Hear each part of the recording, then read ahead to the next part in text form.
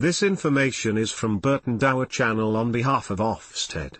Please subscribe to our channel by hitting the red subscribe word so you wouldn't miss any of our videos.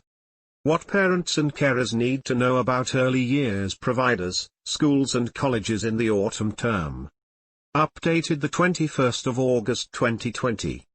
This guidance is for parents and carers of children at registered nurseries and childminders 1. Primary and secondary schools 2. Further education colleges 3. We have updated this guidance to include new information on school admissions, updated information on traveling to and from nursery, childminders, school and college, updated information on education, health and care, EHC, plans, well-being and online safety. Updated information about assessment and exams. Returning to nursery, childminders, school and college. All children and young people, in all year groups, will return to school and college full-time from the beginning of the autumn term. Children attending nurseries and childminders were able to return from 1 June. From 20 July, nurseries were able to return to their normal group sizes.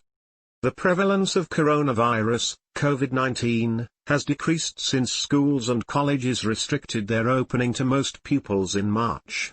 The NHS test and trace system is up and running and we understand more about the measures that need to be in place to create safer environments. The scientific evidence shows that coronavirus, COVID-19, presents a much lower risk to children than adults of becoming severely ill. There is no evidence that children transmit the disease any more than adults. However, there will still be risks while coronavirus, COVID-19, remains in the community. To manage the risks, things will be a bit different when children and young people return to education. We have asked nurseries, childminders, schools and colleges to put in place a range of protective measures to help reduce the risks. Your child's nursery, childminder, school or college will be able to give you more information about the changes they have made. Attendance. Attendance at nursery and childminders. Whether your child attends nursery, a childminder or another early years provider is your decision, but we do encourage you to take up a place for your child. Attending childcare can help provide a routine as young children develop their social skills. You can check if your child is eligible for any of the free childcare entitlements on the Childcare Choices website. These are worth on average £2,500 a year to parents of 2-year-olds and up to £5,000 a year to parents of 3- and 4-year-olds. Attendance at school and college. It is vital that children and young people return to school and college, for their educational progress, for their well-being, and for their wider development. School attendance will be mandatory from the beginning of the new academic year. This means that it is your legal duty as a parent to send your child, if they are of compulsory school age, to school regularly. There is not a corresponding legal duty for post-16 education, but if a young person fails to attend, their college may believe they have left the course. Local authorities and schools have a range of legal powers to enforce attendance if a child or young person misses school without a valid reason. If children and young people have found lockdown exceptionally difficult, then their school or college may suggest a brief phased return. This will only be if it suits the needs of your child, and is agreed with you in advance. Your child will be supported to return to full-time attendance as soon as they can. If you have concerns about your child returning to school or college because you consider they may have other risk factors, you should discuss these with your school or college. They should be able to explain ways they are changing things to reduce risks. There are resources to support you with these conversations, including this leaflet on returning to school after a period of absence. Self-isolation and shielding. A small number of children and young people may be unable to attend in line with public health advice because they are self-isolating, have had symptoms or a positive test result themselves, are a close contact of someone who has coronavirus, COVID-19. If your child is unable to attend school or college for these reasons, ask your school or college what support they can provide for remote education. Shielding advice for all adults and children was paused from 1 August. This means that children and young people can return to school or college if they are on the shielded patient list. Have family members who are shielding. See the guidance on shielding and protecting people defined on medical grounds as extremely vulnerable for the current advice. Children and young people under the care of a specialist health professional may need to discuss their care with their health professional before returning to school or college. This should usually be at their next planned clinical appointment.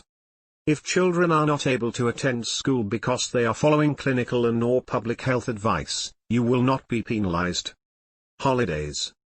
As usual, you should plan your holidays within school and college holidays. Helping make nurseries, childminders, schools and colleges as safe as possible. Each nursery, childminder, school or college will do their own health and safety risk assessment as part of their planning for the autumn term. As part of this, there are certain approaches that we have asked nurseries, childminders, schools and colleges to implement that are essential to reduce health risks. Actions that nurseries, childminders, schools and colleges will take.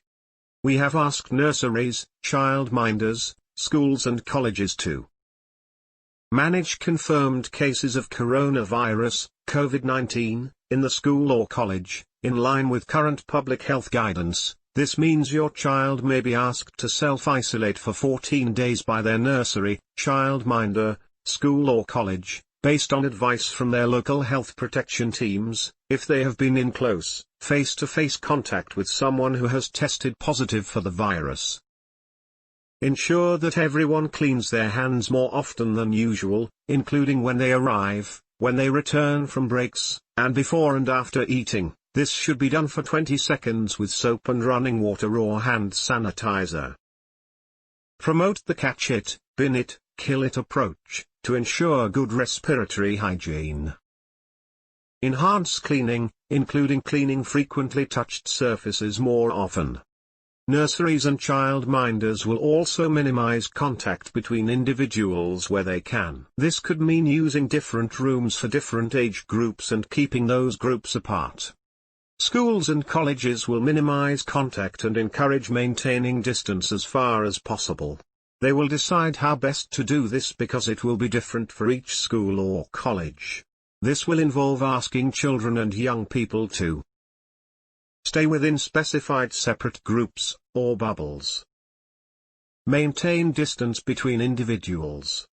We know that younger children may not be able to maintain social distancing. It is likely that for younger children the emphasis will be on separating groups, and for older children, it will be on distancing. Actions you can take. Do not send your child to their nursery, childminder, school or college if they are showing coronavirus, COVID-19, symptoms. Someone in their household is showing symptoms. Arrange a test if you or your child develops symptoms. Inform your nursery, childminder, school or college of the results. If the test is positive, follow guidance for households with possible or confirmed coronavirus, COVID-19, infection, and engage with the NHS test and trace process. It is really important that you help nurseries, childminders, schools and colleges to implement these actions by following the advice set out here and wider public health advice and guidance. Face coverings. Based on current evidence, Public Health England does not recommend the use of face coverings in nurseries, childminders, schools or colleges, except in some specific circumstances. This is because children, young people and staff are mixing in consistent groups. Not using them correctly may accidentally increase the risk of transmitting the virus. There may be negative effects on communications and therefore on your child's education. The guidance on face coverings will be kept under review. Arriving and leaving nursery, the childminder, school or college. Some nurseries, schools or colleges may need to stagger or adjust start and finish times. This helps keep groups apart as they arrive and leave the premises. If schools or colleges choose to do this, it should not reduce the amount of time they spend teaching, but it could mean that your child's start or finish times change. Schools and colleges will work with any school transport and other transport providers to coordinate, as necessary. Your nursery, childminder, school or college will be in touch to set out any changes they are making. This might also include new processes for drop-off and collection. Using public transport. Everyone needs to play their part in reducing the demand for public transport.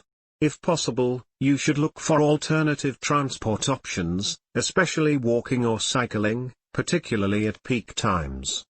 This will help to ensure that there is enough public transport capacity to allow those who need to use it to travel safely. It will also benefit your family's health. See the guidance from Living Streets on Walking to School. Sustrans on keeping safe on the school run. If you and your child rely on public transport to get to their nursery, childminder, school or college, the safer travel guidance for passengers will apply. In some areas, local authorities may be providing extra dedicated school transport services to help children and young people get to school or college. Children and young people, and their parents and carers must not travel to nursery, childminders, school or college if they or a member of their household has symptoms of coronavirus, COVID-19.